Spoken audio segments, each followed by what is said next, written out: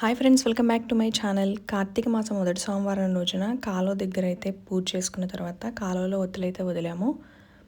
ఒత్తులు వదిలిన తర్వాత శివాలయానికి వెళ్ళి శివాలయంలో 365 ఒత్తులైతే వెలిగించాము.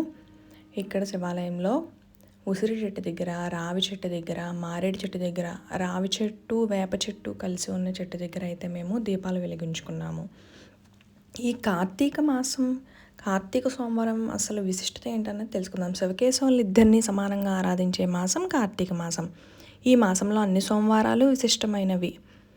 కార్తీక పురాణంలో వివరించిన ప్రకారం కార్తీక సోమవారం నాడు చేసే నదీ స్నానం, శివాభిషేకం, దీపారాధన, విష్ణు పూజ, జపతపాలు 1,000,000 రెట్లు అధిక ఫలాన్ని ఇస్తాయి. ఇవేవి చేయలేకపోయినా హరహర మహాదేవ శంభో శంకర అంటూ శివలింగంపై చెంబుడు నీళ్లు పోసినా చాలు మనకి మోక్షం కలుగుతుంది. కార్తీక సోమవారం రోజు చేసే చిన్నపాటి పూజ అయినా అత్యంత ఫలప్రదమని శాస్త్రాలు చెబుతున్నాయి.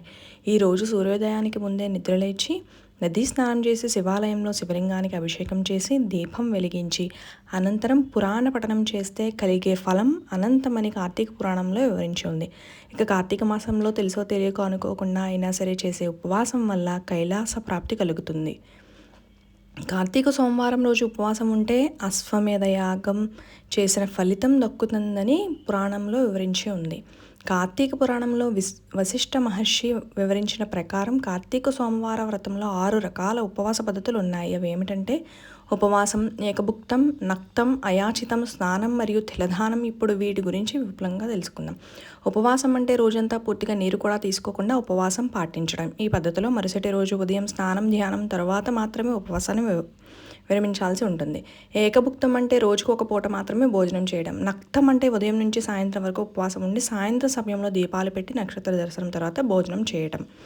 అయాచితం అంటే అనుకోకుండా ఎవరైనా ప్రసాదాన్ని కానీ భోజనం కానీ చేయమని అడిగినప్పుడు కాదనకుండా భుజించడం. స్నానం ప్రతి సోమవారం నదీ స్నానం చేయడం కూడా ఉపవాసంతో సమానమే అని ఋషులు చెప్పారు. తిలదానం కార్తీక సోమవారం రోజు తిలలు అంటే నువ్వులు దానం చేయడం కూడా ఉపవాసంతో సమానమే. ఇంతటి మహిమాన్వితమైన కార్తీక సోమవారం రోజు మనం కూడా శివకేశవుల్ని పూజిద్దాం, మోక్షాన్ని పొందుదాం.